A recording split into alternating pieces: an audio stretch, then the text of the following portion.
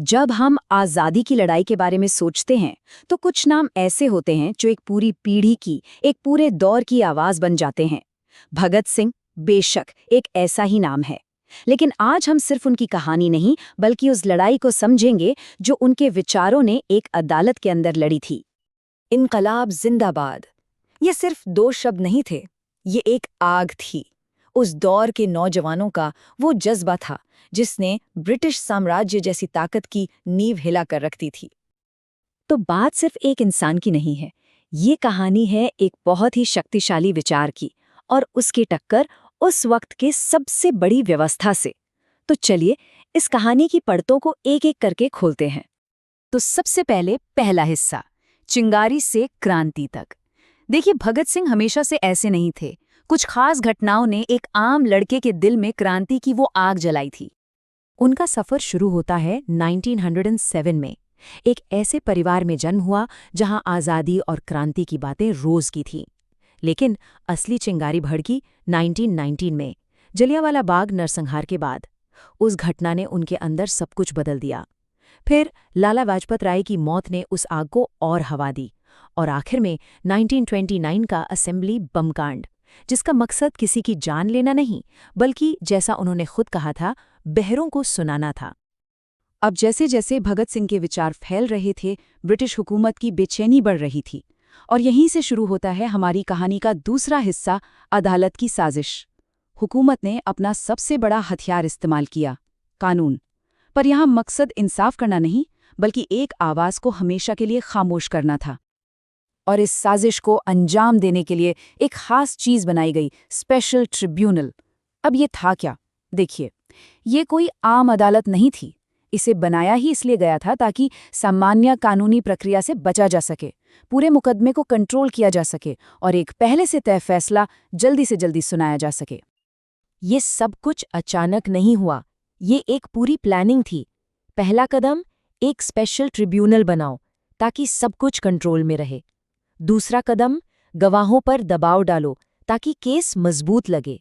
और तीसरा और सबसे बड़ा दाव, अपील करने का हक ही छीन लो। मतलब जो फैसला ये अदालत देगी वही आखिरी होगा। साफ है, नतीजा तो पहले से ही तय कर लिया गया था। तो ये जो पूरा मुकदमा था, ये बस एक दिखावा था, एक फॉर्मेलिटी थी। ये कोई निष्पक्ष सुनवाई नहीं थी, बल्कि एक राजनीतिक फैसले पर कानून का ठप्पा लगाने का एक नाटक था। अदालत को तो बस उस पर अपनी मोहर लगानी थी। लेकिन कहानी यहाँ खत्म नहीं होती, क्योंकि हर अंधेरे में रोशनी की कोई ना कोई किरण जरूर होती है।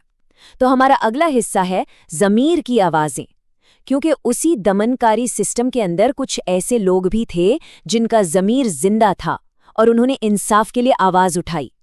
यहाँ एक बहुत बड़ा टकराव देखने को मिलता है। एक तरफ थे ब्रिटिश जज जो बस किसी भी तरह एक तयशुदा फैसले तक पहुंचना चाहते थे, तो दूसरी तरफ थे जस्टिस आगा हैदर।